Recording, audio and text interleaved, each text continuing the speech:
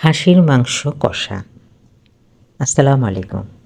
এখানে হাড় চর্বি সহ খাসির মাংস নেওয়া হয়েছে 700 গ্রাম। খাসির মাংসগুলোকে ধুয়ে পরিষ্কার করে পানি ঝরিয়ে নেওয়া হয়েছে।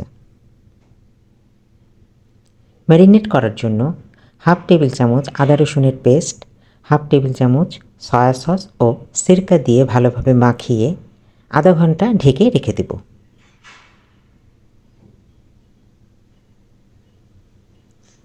চুলায় একটি হাঁড়ি বসিয়ে 4 টেবিল চামচ তেল দিয়ে দেব। তেল গরম হলে ফোড়নে দেব 2টি শুকনো মরিচ, 1টি তেজপাতা, 1 চা চামচ পাঁচফোড়ন, 2টি এলাচ, 1 খণ্ড দারচিনি। মশলাগুলো একটু ভালোভাবে ভেজে নিয়ে 1 কাপ পেঁয়াজ কুচি দিয়ে দেব। পেঁয়াজ কুচি লাল হয়ে গেলে হাফ টেবিল চামচ চিনি দিয়ে পেঁয়াজগুলোকে নাড়াচাড়া করে নেব। এখন দিয়ে দেব ম্যারিনেট করে রাখা মাংসগুলো মশলা থেকে ঝরিয়ে দিয়ে দেব। মশলাগুলো দিব না রান্নাতে, তাতে খাসির মাংসের গন্ধটা দূর হয়ে যাবে। পেঁয়াজের সাথে মাংসগুলো খুব ভালোভাবে কষিয়ে হাফ টেবিল চামচ আদা বাটা, হাফ টেবিল চামচ রসুনের বাটা, হাফ টেবিল চামচ কাঁচামরিচ বাটা,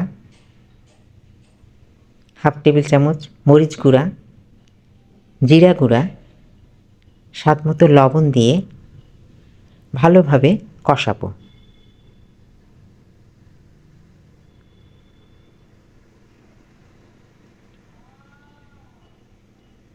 এটা কষাতে হবে প্রায় 1 ঘন্টা।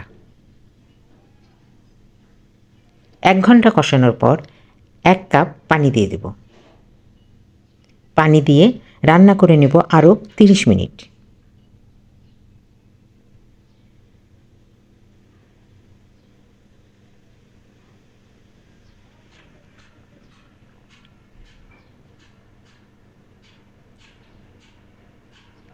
তিরিশ মিনিট পর দেখা যাবে মাংস অনেকটাই সিদ্ধ হয়ে এসেছে। এখন দিয়ে দেব 4 টেবিল চামচ টক দই ফেটানো এবং দারচিনি এলাচের গুঁড়ো দেব 1 চা চামচ। দিয়ে ভালোভাবে নেড়ে দমে রেখে দেব 15 মিনিট।